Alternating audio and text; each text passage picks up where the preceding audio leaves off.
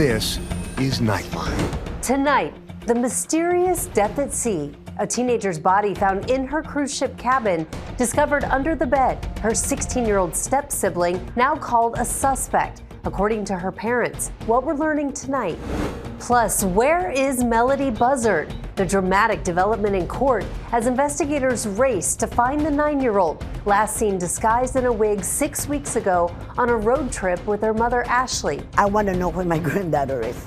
A neighbor providing video appearing to show Ashley removing missing person posters from her front yard. Can you say whether Ashley is concerned about the welfare of her daughter, Melody? I can't comment on that. Are they any closer to finding Melody? And Daddy Yankee, the king of reggaeton, known for his monster hit, Gasolina. Back on stage after a 2-year hiatus. God brought me back with a mission. That's it, simple. What he says about those rumors, he'll join Bad Bunny on stage at the Super Bowl. If he were to ask you to perform Gasolina, would you? Plus, Black Panther star Chadwick Boseman. His posthumous honor and the loving dedication by the late actor's friend. From ABC News headquarters in New York, this is Nightline. Good evening and thanks for joining us. I'm Rhiannon Alley. Tonight, the latest developments in the search for answers in the death of 18-year-old Anna Kepner, leaving for a sun-filled vacation cruise with her family, but found dead in her own cabin. A community mourning a high school cheerleader who mysteriously died on a Carnival cruise ship earlier this month.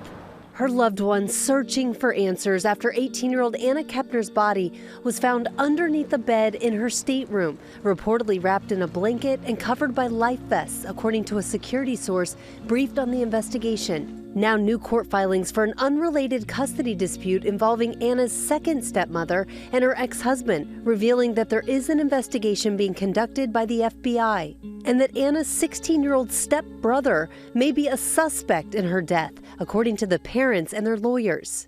The stepmother's attorneys speaking in a custody hearing today. Immediately after the incident, he was hospitalized, and then when released from the hospital, mom and dad participated too. They signed a stipulation basically allowing him to live with mom's relative, and they're getting counseling and so forth for him.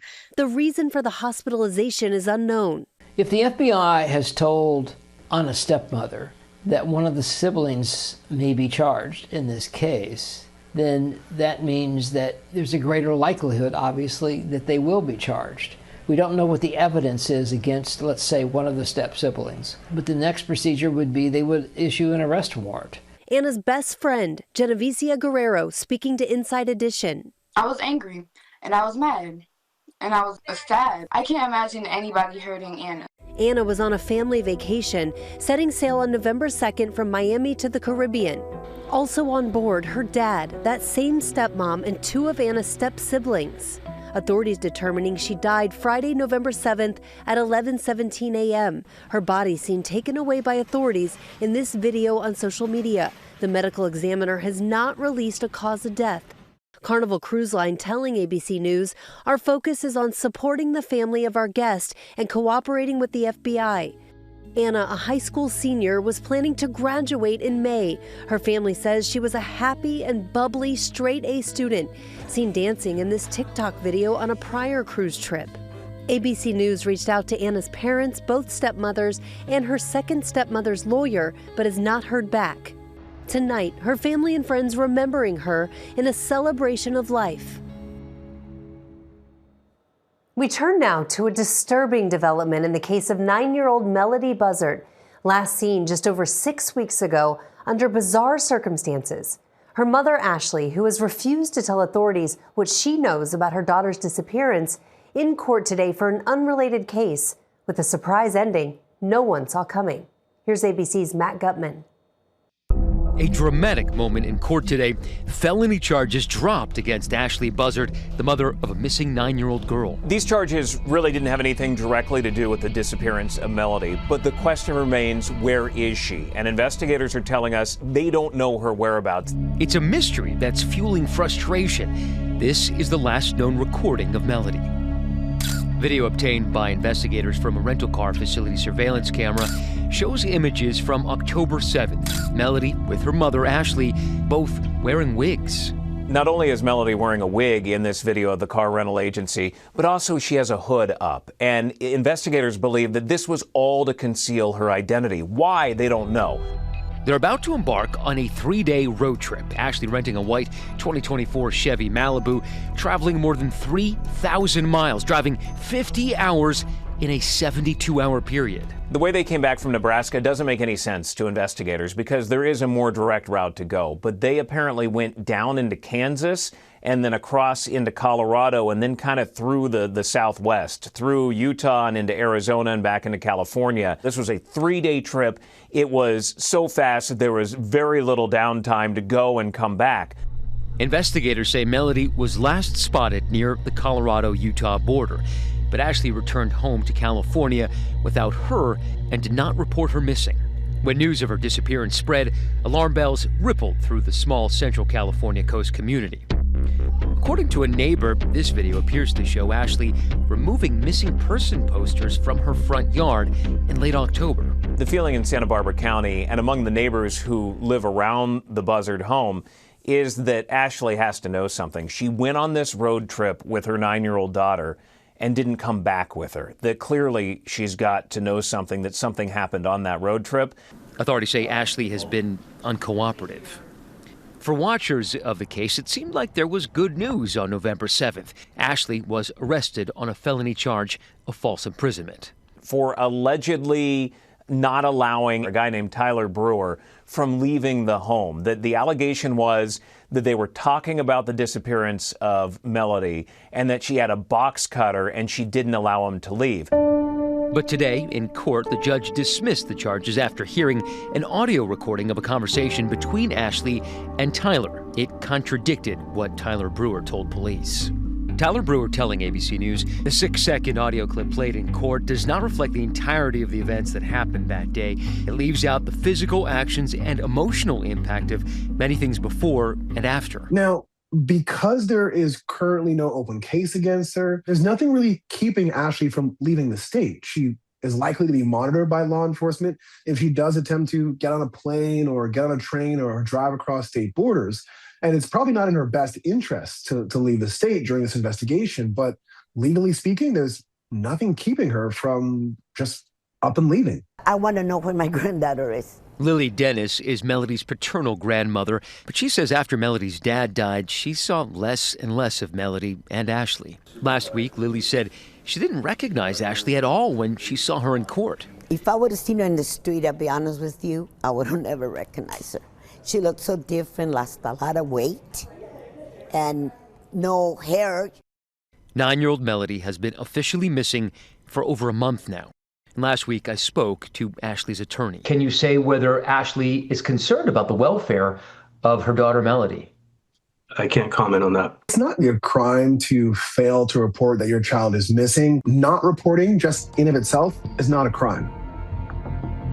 And tonight, as investigators continue to retrace the steps of that mysterious road trip, a community collectively holding its breath for 9-year-old Melody.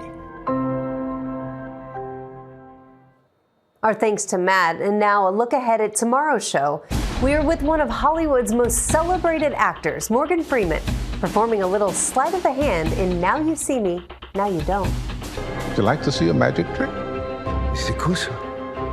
How about if I make myself disappear? Revealing his favorite role of all time and why he had to fight to land it. And when we come back, Daddy Yankee's new mission and what the Gasolina singer says about those Bad Bunny Super Bowl rumors.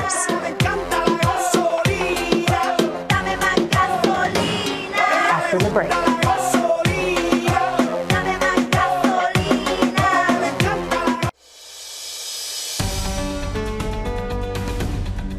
Welcome back. Daddy Yankee brought reggaeton to the masses with his monster collaboration, Despacito.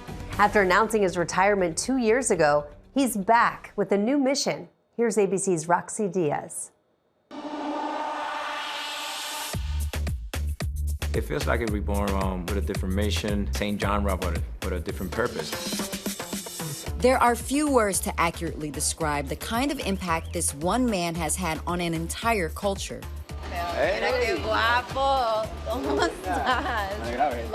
From his iconic fade to his megawatt smile, Daddy Yankee is recognized and revered everywhere he goes. Excuse me. Hi. Oh, what's we'd love for you to sign this. Thank you. His smash hit Gasolina brought reggaeton to the masses. Gasolina went viral without social media. Exactly. It's crazy. His feature on Despacito with Luis Fonsi and his later remix with Justin Bieber catapulted him into global stardom, reaching #1 on the Billboard Hot 100 for 16 weeks. For more than 2 decades, he's been breaking barriers in the music industry, racking up 8 Billboard Music Awards. But in December 2023, unexpectedly, the music stopped.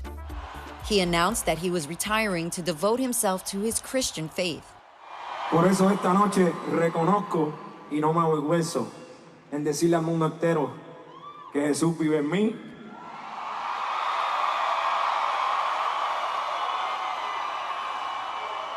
Y que yo viviré para él. Was it always your intention to step away and not return to music, or did you know that you were going to return in a different light?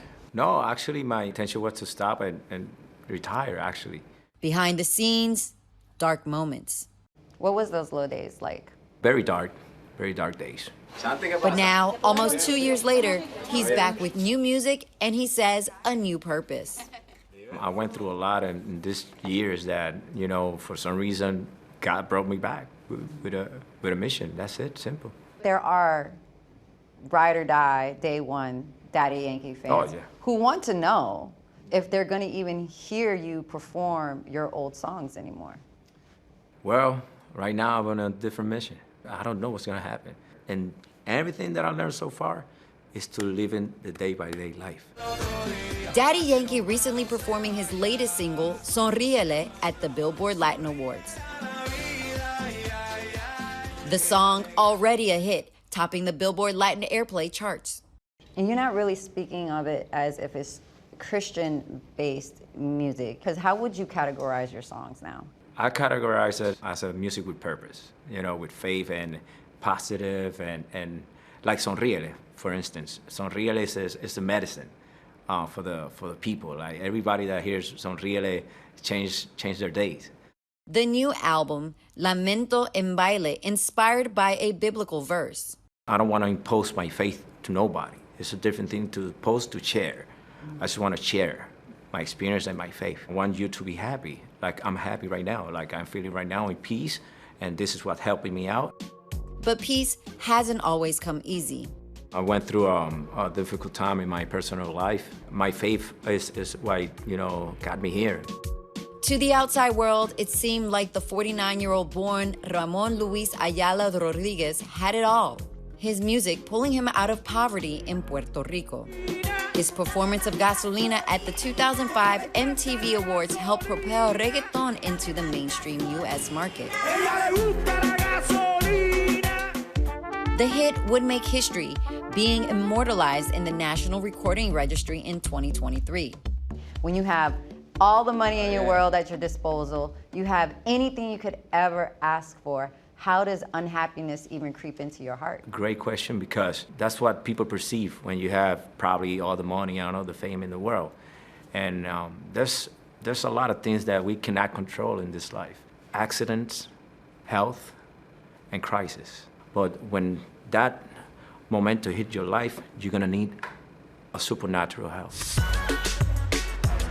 But now, armed with his faith and a deeper sense of self, he's re-entered the spotlight.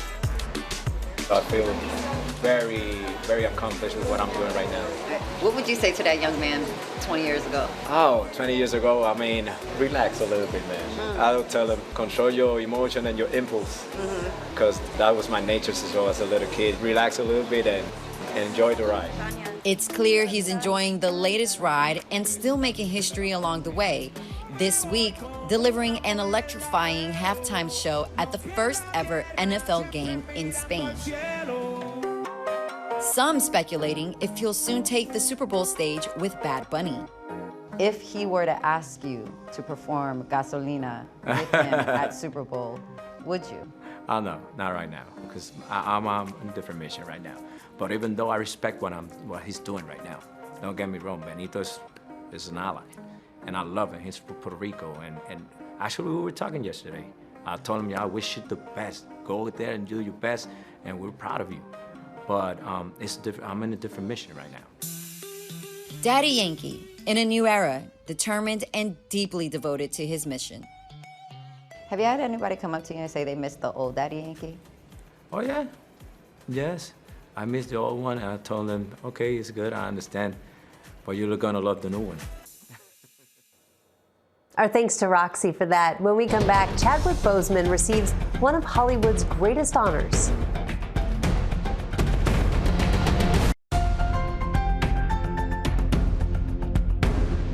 Finally tonight, a beloved actor joins the Hollywood Walk of Fame. It's our Nightline. Late actor Chadwick Boseman was honored posthumously with a star on the Hollywood Walk of Fame. Boseman died of colon cancer in 2020 at just 43 years old.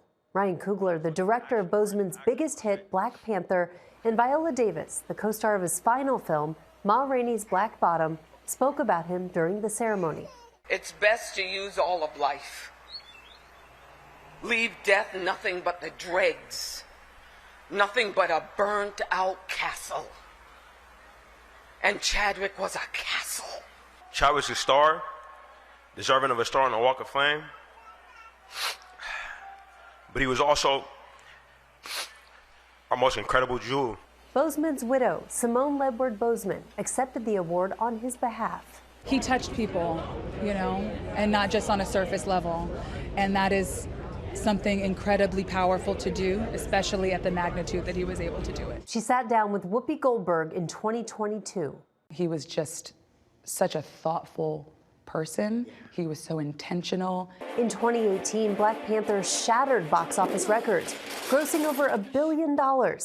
It also broke boundaries, showing a black king leading a nation of color. Wakanda forever! Wakanda Forever became a rallying cry for millions. Wakanda is like paradise, the thing that is so powerful. Yes, the representation, but really it's the humanity. It's the complexity, it's the richness that has become this catalyst for community, for uniting the global diaspora. But behind the scenes, Boseman was battling stage 3 colon cancer. It later progressed to stage 4. I think that the hardest thing was wondering if he was going to have enough time to do all the work that he wanted to do, because he was very clear on what he needed to do. He was an artist, and he was a leader, and he was a king. Okay. Leaving an incredible legacy behind. That's Nightline. See you right back here tomorrow at the same time. Thanks for staying up with us. Good night, America.